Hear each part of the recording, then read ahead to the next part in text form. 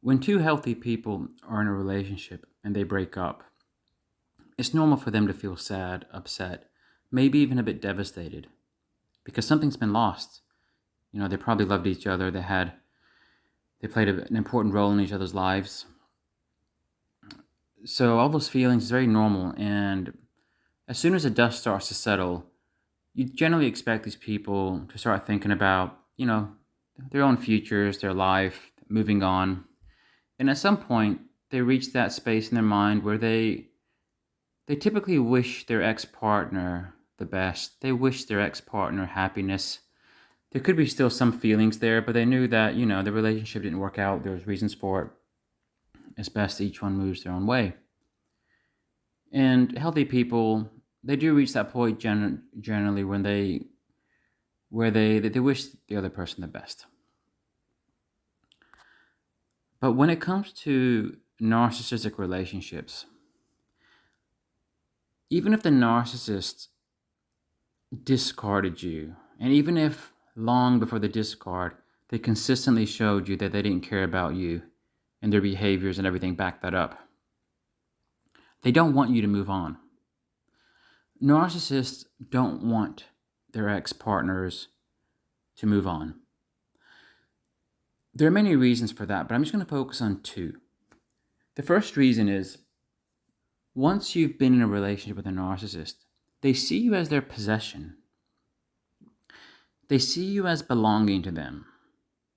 Even if they don't really want to play with you anymore, even if they don't want to toy around with you anymore, because maybe you're not as interesting of a toy as you once were, you still are their toy. You still are their possession. And they don't like when other people play with their toys, even if it's toys that they are putting into their closet or old books they're putting in the bookshelves, have no intention of reading. They don't want other people taking their belongings. And they don't want other people owning what the narcissist thinks is theirs in their mind. So narcissists just have that way about them. They don't like the idea of people moving on. They don't like the idea of other people sharing their toys. Because that is what narcissists reduce people to. An object. An object that only has any utility if they see immediate use in you. But if not, they don't see that object as having any utility. But they also don't want anybody else benefiting from it. So just acknowledge that. If you're in a relationship with a narcissist, you are their possession. And when they are treating you well, it's because they see benefit from you. But when they're not, they just see you as useless. It's just the way narcissists are.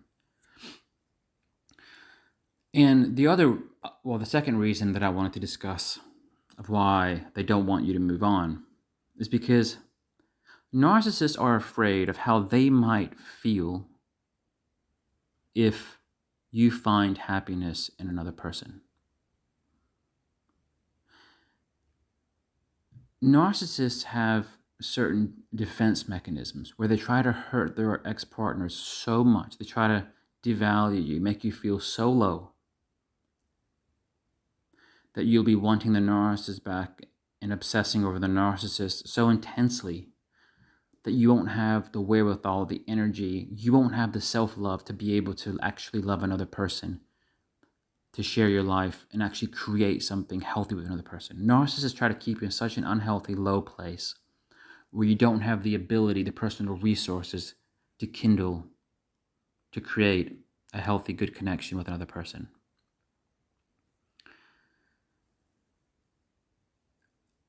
And a lot of times when they kind of check up on you, either directly or indirectly, whether it's social media or talking to mutual acquaintances, your family, whatever it be, they want to know how you're doing, but they're also at the same time afraid of what they might see.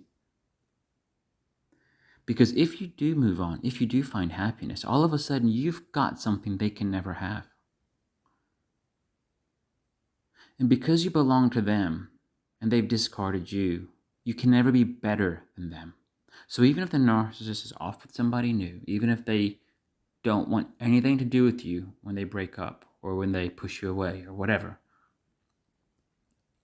their new person will always get old the narcissist's ego will always be fragile when it comes to potentially suffering narcissistic injuries if they see that their ex-supply, you, have moved on. And it's not just finding happiness in another person. It's just being satisfied and content with your life. They just can't fathom that thought because they know they can't have that. But they fear that there is a real danger that you might eventually find happiness with another person. And so they try to create the right circumstances so you're forever focused on them after they break up with you. That's why they give no closure. That's why they make you feel at fault. That's why they make you feel worthless. All of that is meant to keep you hooked on the idea of the narcissist, what you could have done better, why they broke up. You think you could have done better. You think you're worthless. You think you don't understand what happened. And that's what the lack of closure does to you. It keeps you forever focused on the narcissist.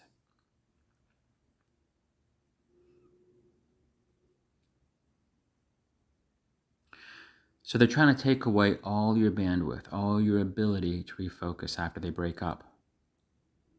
And then they feel they can live with themselves.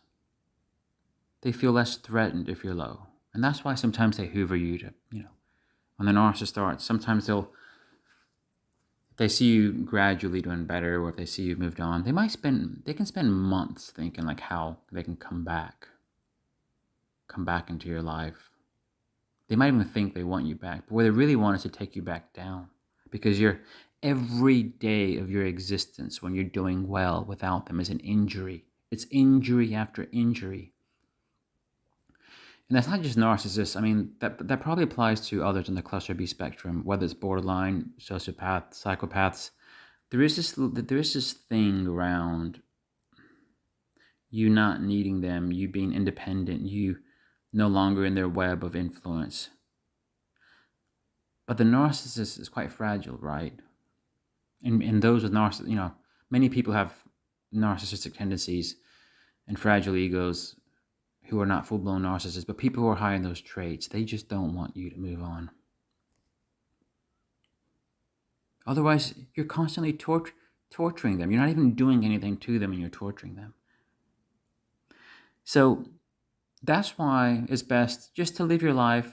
Don't let them know what you're up to.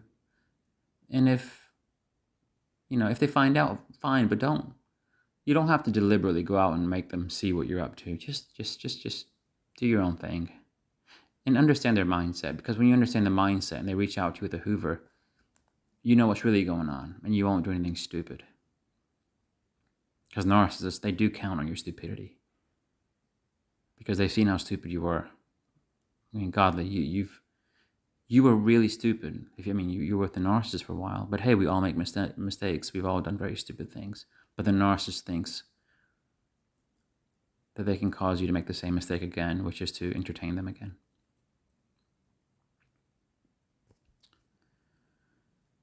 Thanks for watching.